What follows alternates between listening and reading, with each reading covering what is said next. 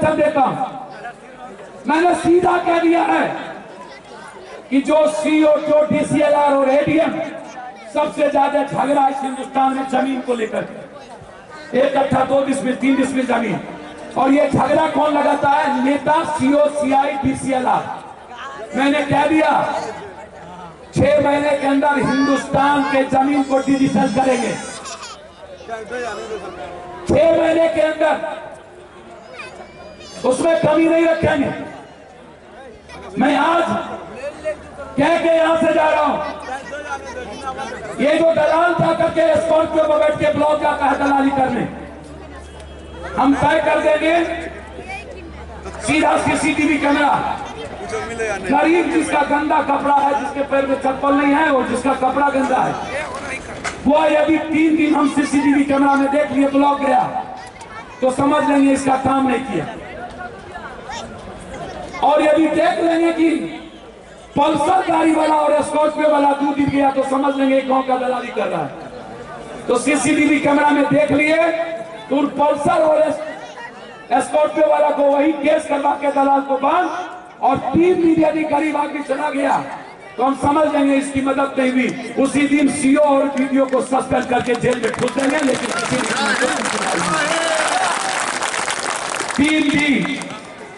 3 दिन यदि कोई गरीब किसी ब्लॉक चला गया और यह खबर सीसीटीवी कैमरा में पप्पू यादव ने देख लिया तो वीडियो सीओ को जेल जाना ही पड़ेगा, चाहे उस सुप्रीम कोर्ट चल जाए चाहे हाई कोर्ट। मेरे सेहत पर कोई प्रभाव नहीं करना है। मेरे लिए भगवान ये है, मैंने भगवान को ना जाना, मैं कभी ईश्वर की पूजा नहीं किया, लेकिन मुझे लगता है कि आपसे ज्यादा ईश्वर और भगवान दुनिया में कुछ नहीं हो सकता।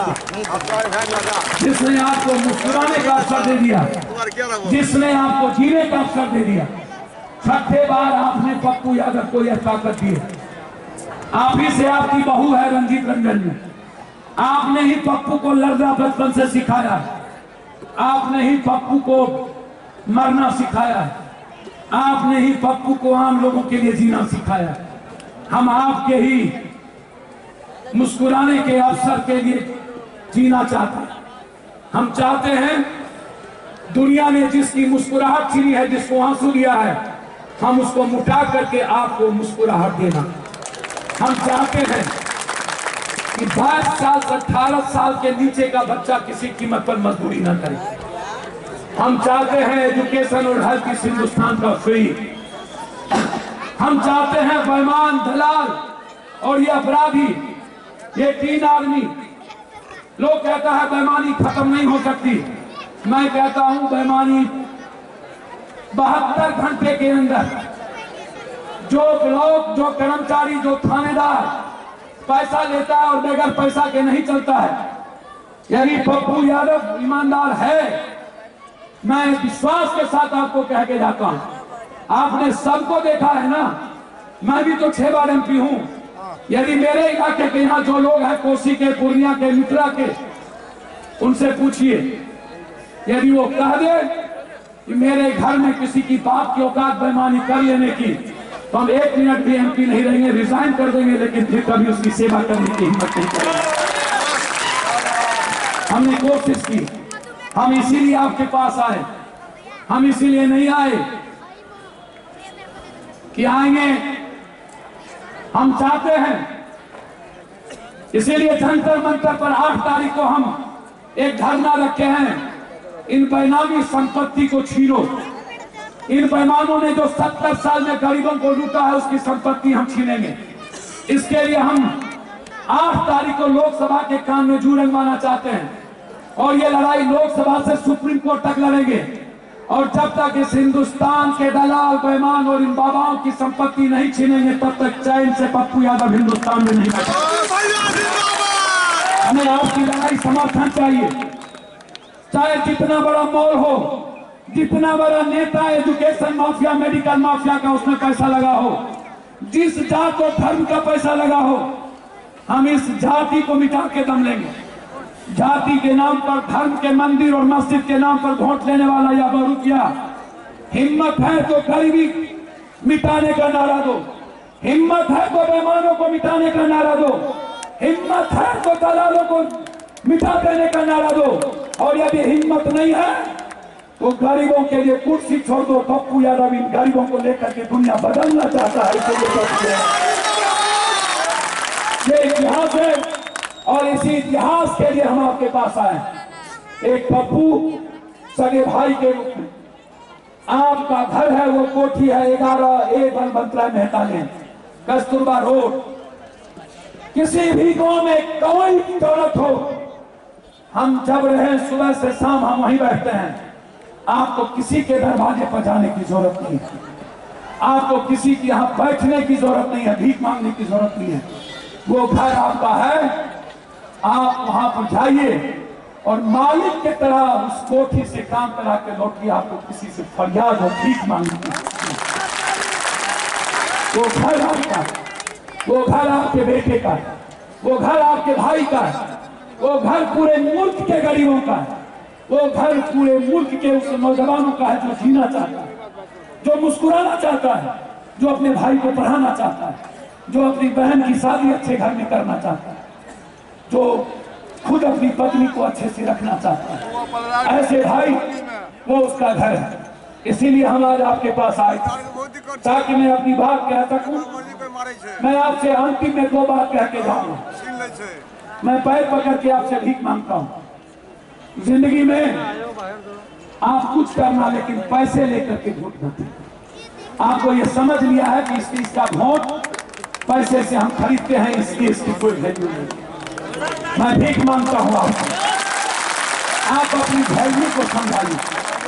यदि इसी तरह आप इन दिल्ली के ठग और बहरूपिया को पैसे लेकर के और इन दलालों को वोट देते रहिएगा, ये अपने को आका समझेगा, इसको लगेगा कि हम तो इसका भगवान है ही।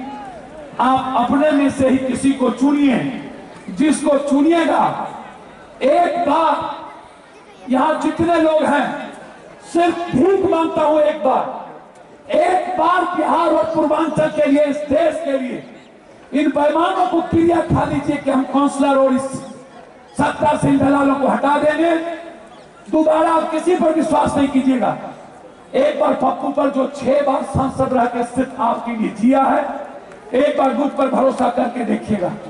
करीब 6 महीने के अंदर पूरा दुनिया देखना एक बार ना आए मुल्क को और हर गरीबों की जिंदगी राम राज में ना बदले तो हम दोगला और तेगला की पैदाइश हो जाएंगे। राजनीति करना चाहिए,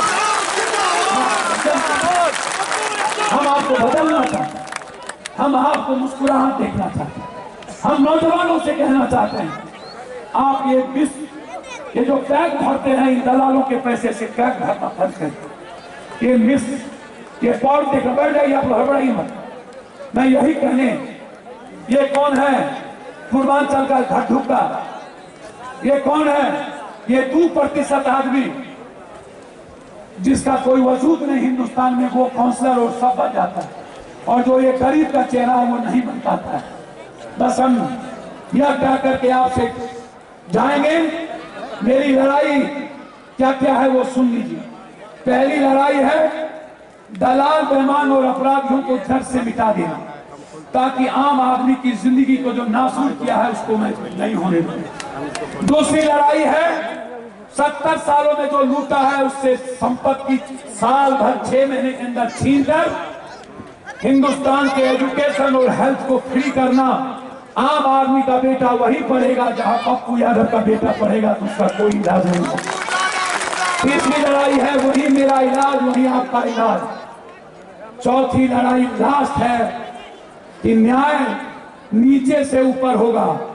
ये जो बड़े महल वाले और बराबर का स्कॉर्पियो और फॉर्च्यूनर गाड़ी वाला है, मोटका चेन वाला, उसको लाइन में खड़ा होना पड़ेगा और आपको कुर्सी पर बैठ करके उसको खड़ा देखना पड़ेगा।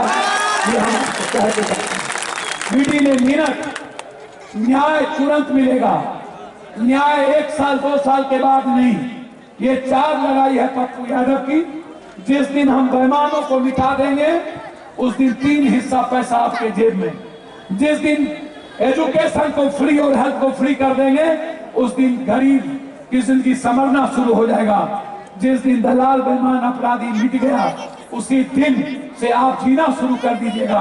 और जिस दिन सही मायने में विधि ने मिनट जमीन से लेकर के किसी भी तरीके का न्याय आपको मिलना शुरू हो जाएगा। आप खुद जीना शुरू कर दीजिएगा। इन लोगों के खैरात पर ये मिड डे मील, ये अखलाक, ये डीएनए, ये लैपटॉप, ये घी फ्री, आटा फ्री, चावल फ्री नहीं। जिस दिन 40,000 रुपया महीना का इनकम हर घर का हो जाएगा, उसी दिन इस घर की बेटी बेटा पढ़ने लगेगा। फिर हिंदुस्तान भी मरेगा और हिंदुस्तान का गरीब भी दुनिया में रह देगा।